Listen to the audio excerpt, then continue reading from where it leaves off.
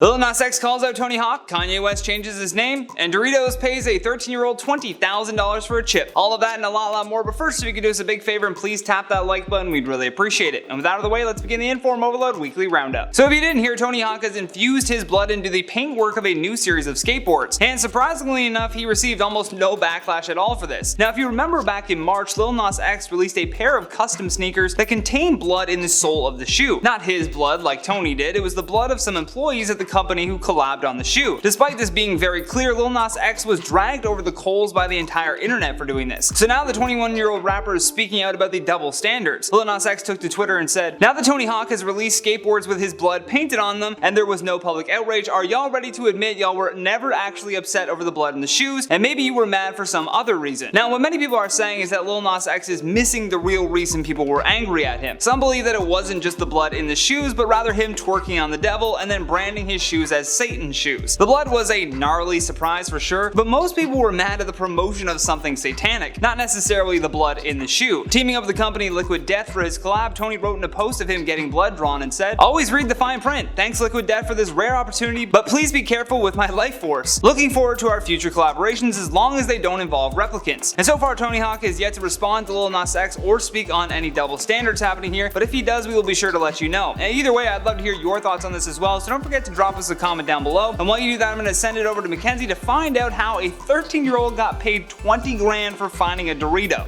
Pretty crazy. If you love eating Doritos, there's a chance you might get a huge payday for getting sent a defective chip, because that's exactly what happened to 13-year-old Riley Stewart from the Gold Coast, Australia. While she was eating a bag of Doritos, she came across a puffed up chip, something that she'd never seen before. Originally she was just planning on, eating it, but after realizing how rare it was, she decided to post a video of the chip onto TikTok. The video soon went viral and interest in the chip prompted her to start an eBay auction of the chip. Not long after, the chip started getting bids for over $20,000. Literally, who are these people bidding on this chip? I can't even believe that. However, eBay did take the auction down before it was sold. But the news of this infamous chip made its way to Doritos headquarters, who decided to give Riley $20,000 because of her entrepreneurial efforts. I guess the company thought they should compensate her for all the free promotion that she basically gave them. Chief Marketing Officer Vanita Pandey told News 9 that the company had been, quote, so impressed with Riley's boldness and entrepreneurial spirit that they had wanted to make sure the Stewart family were rewarded for their creativity and love for Doritos. Personally, I just have no idea why everyone thought the chip was so cool. Like, I swear I've seen tons of these puffed up chips over the years and really didn't think it was that big of a deal. Like, I feel like I've gotten one in my day and I just ate it. I was like, oh, is what it is. I guess next time that I see one of those, I'll post it on TikTok, sell it on eBay. I don't know, now it's valuable. Thanks for those updates, Mackenzie. Alright folks, now let's move on to some feel-good news, shall we? With Joe Biden pulling troops out of Afghanistan, many people feared for their lives as the Taliban took over control. Now one man is doing his best to make sure that Afghan refugees are taken care of once they flee the country. The head of Airbnb, Brian Chesky, called on many of his clients to get in touch if they would be willing to host an Afghan family and urged other businesses to do what they could to assist those affected by the crisis. In a Twitter thread he begins with, "Starting today, Airbnb will begin housing 20,000 Afghan refugees globally for free," adding, "The displacement and resettlement of Afghan refugees in the US and elsewhere is one of the biggest humanitarian crises of our time. We feel a responsibility to step up." According to Airbnb, the stays would be paid for by the company as well as making donations to a fund that would assist in resettlement. In an official statement, Mr. Chesky said, "As tens of thousands of Afghan refugees resettle around the world, where they stay will be the first chapter in their new lives. For these 20,000 refugees, my hope is that the Airbnb community will provide them with not only a safe place to rest and start over, but also a warm welcome home." And according to the BBC, they have already provided at least 165 refugees with safe housing upon arriving in the US from Afghanistan. This is actually nothing new for Airbnb though. Back in 2012 during Hurricane Sandy, the company decided to establish a plan called Opening Homes in Times of Crisis. With this idea, they were able to help a ton of people that were affected by natural and humanitarian disasters. Again, according to the BBC, the company has claimed to have helped at least 75,000 people through this program. I know the feel-good news is usually stories of cute animals or good deeds. This crisis is too big for us to skip over right now, and I feel that Brian Chesky's move here was an incredibly brave thing to do considering the amount of backlash that he may receive for this. In the end though, he's just trying to use his company to help those in need. With that though, let's take it to the spill zone so we can speak more freely about why Kanye West has changed his name. I'm thinking it's attention. I'm thinking he changed it for attention. I actually looked into it and apparently the reason he wants to be called Ye is because he claims it's the most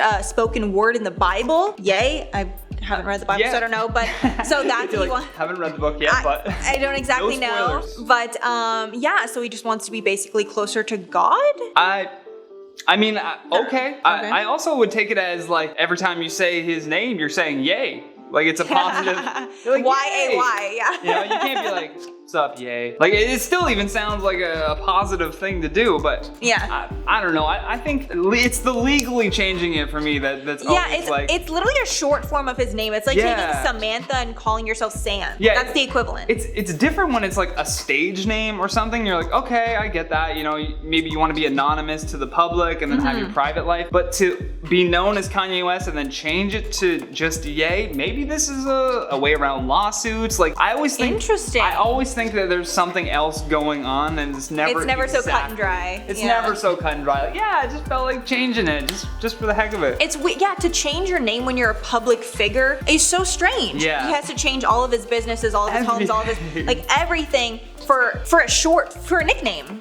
It's so weird. And like sure, maybe he loves God that much that he's willing to go through all of the weeks upon weeks of changing all of his identification and all of his companies that are under his name. But I don't know. I feel like there's much more going on. Let us know in the comments what you think is going on with Kanye. Is it sus? Is it avoiding lawsuits? Yeah. Is it something like that? Or is it just? Or are we reaching? He's bored. Tell us if we're reaching. We're fine with it. But folks, that has been today's show. And before we get out of here, we're gonna check out some of your comments from our last weekly roundup. Lunkus says, thank you for the weekly roundup. Love it. We love that you love it.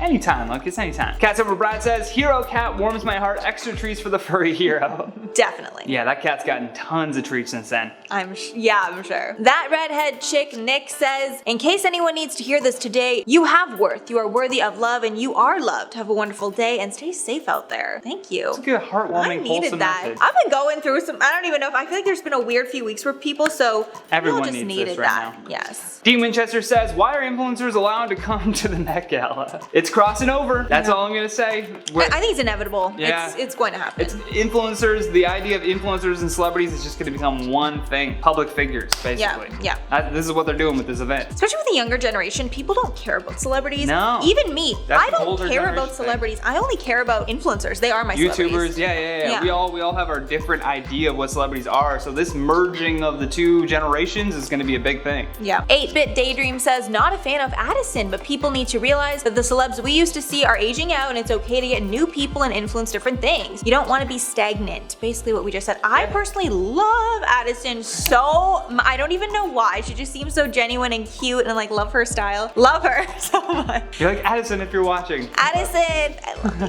But I totally agree with that comment. Yeah, it's exactly what we were saying. It's the two crossing over. So get used to it. We're here to stay. Yeah. For now though, guys, that has been today's show. Big thanks to Mackenzie Smith and our editing god Daniela for all of her hard work. I've been your host, Johnny Rogers. And I'm Mackenzie Smith. And until next time, stay classy, YouTube. Or at least try.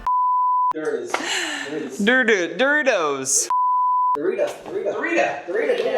I think you said Dorita.